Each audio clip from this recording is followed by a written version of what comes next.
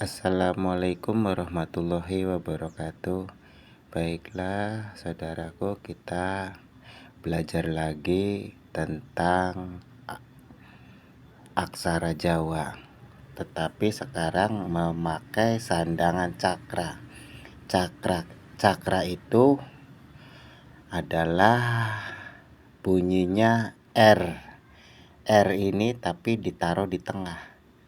Contohnya dengan K. Dengan K ini kalau dipakai sandangan R jadi bunyinya kra. Tadinya K jadi bunyinya kra karena menaruh aksara R ini di tengah-tengah. Makanya ini dibilang cakra.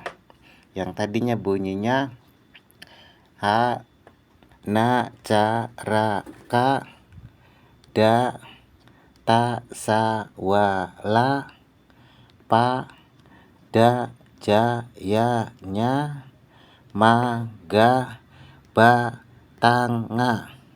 Sekarang karena ada sandangan cakra jadi dikasih R di tengah. Contohnya ini H, har, a. Jadi R-nya di tengah. Kalau na, nera, cera. Kalau R ini sebenarnya tidak usah pakai sandangan ini karena sudah ada R, ra. Jadi RRA jadi begitu. Harusnya tidak usah. Maaf saya lupa. Ini kera. Ini dra, tra, sera, wura, lera, pera, dra, jera, yira, nyera, mera, gra, bra, terang.